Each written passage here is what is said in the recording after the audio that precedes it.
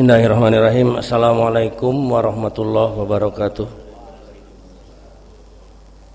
Alhamdulillahi wa kafa wa salatu wassalamu ala nabiyil mustafa wa ala alihi ahli sidqi wal wafa wa ba'du. Hadirin jamaah salat duhur yang dirahmati Allah. Siang ini one day one hadisnya kita ambil dari kitab Sahih Muslim nomor 8, masih awal. Di Riyadhus Shalihin juga masih awal, tentang dari riwayatnya dari sahabat Umar bin Khattab radhiyallahu anhu.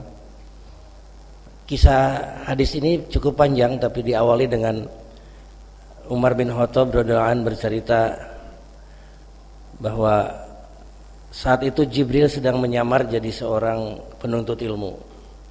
Jibril menyamar menjadi penuntut ilmu, datang ke tempat majelis Rasulullah yang ada di Raudhah sekarang ya. Para sahabat sedang duduk, datang mendekati Nabi, bahkan duduk di depan Nabi. Dia tampil dengan tampilan yang menawan. Dalam diriwayatkan di situ dia tampil sangat bersih ya, seorang laki-laki ganteng se-Arab kali ya. Ya, bersih sekali. Kemudian rambutnya hitam ya. Para sahabat ya curiga ini bukan orang gurun lah gitu. Orang-orang yang tinggal di gurun nggak mungkin tampilan gini. Tampilan gini itu seperti orang yang baru keluar dari salon gitu ya. Serba bersih gitu, nggak ada debu satupun. Tapi Rasulullah tahu ini Jibril.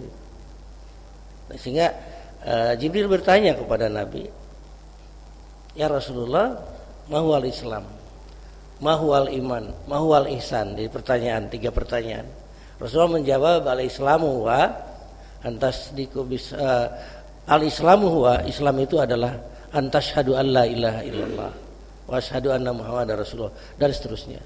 Syahadat, salat, zakat, puasa dan haji, itu yang kita sebut selanjutnya sebagai rukun Islam. Kemudian ditanya tentang mahual iman, tanyalah.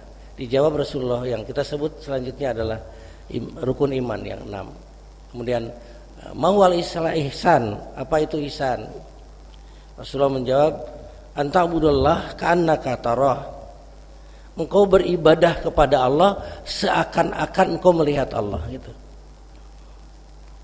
Fa illam tarahu, seandainya tidak merasakan itu, fa innahu yaraka. Ketahuilah sesungguhnya Allah Maha melihatmu. Jadi anta'budallahu ka'annaka, beribadah kepada Allah seakan-akan melihat Allah. Ini levelnya udah sangat tinggi, hadirin sekalian. Pengertiannya bukan seperti kita secara zat melihat Allah secara zat, tidak bisa.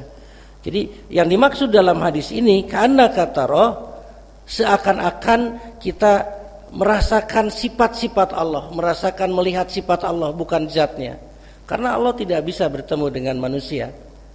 Kita lihat di dalam Al-Quran, di Al-Baqarah atau di beberapa ayat, bahwa Nabi Musa pernah ingin bertemu langsung dengan Allah. Ya, Nabi Musa itu kan satu-satunya Nabi yang wahyunya langsung tidak melewati Jibril. Ya.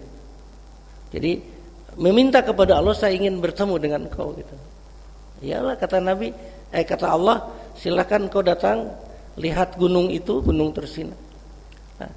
Jangankan melihat Allah, baru ada cahaya saja itu sampai gunung hancur sehancur-hancurnya, dijelaskan dalam Quran. Apa yang terjadi dengan Nabi Musa alaihissalam? Nabi Musa alaihissalam pingsan 40 hari 40 malam. 40 hari 40 malam. Ya, belum ketemu dengan Allah. Ya, Rasulullah SAW juga ke Sidratul Muntaha bukan berarti bertemu dengan Allah. Jadi yang dimaksud karena kata roh, seakan-akan kau melihat Allah itu seakan-akan engkau melihat sifat-sifat Allah. Nah, ini tidak akan kita dapatkan ya. Makom ini kita dapatkan kalau kita tidak ma'rifatullah. Nah, jadi ilmu tentang ma'rifatullah itu sangat penting. Kita enggak dapat. Tapi ketahuilah bahwa kata Nabi, fa in lam yarahu, seandainya kita tidak dapat itu, maka fa innahu yarahu. Bahwa Allah itu Maha melihat. Allah itu Al-Basir, Allah itu Maha melihat. Kalimat Al-Basir dalam Quran itu diulang-ulang sampai 42 kali. bahwa Allah itu maha melihat. Ketika kita sholat, ini kan level yang paling apa istilahnya muhasabah yang paling tinggi, bahwa orang kalau sholat, kalau ibadah, tidak hanya sholat ya, mahdoh maupun goreng mahdoh, vertikal maupun horizontal, ketika kita beribadah maka seakan-akan kita melihat apa namanya sifat-sifat Allah, merasakan gitu kan, maka ini level cinta yang paling tinggi. Kita kalau udah cinta sesuatu, kita akan merasakan ya. Nah ini saya ulangi, ini hanya diperoleh ketika kita sudah paham tentang ma'rifatullah. Nah itulah, oleh karenanya ini hadis tentang ihsan ini merupakan adab kita tentang apa namanya, tentang bagaimana kita ihsan dalam beribadah ya, itu seperti itu. Nah itulah sekelumit tentang potongan hadis Muslim nomor 8 ini.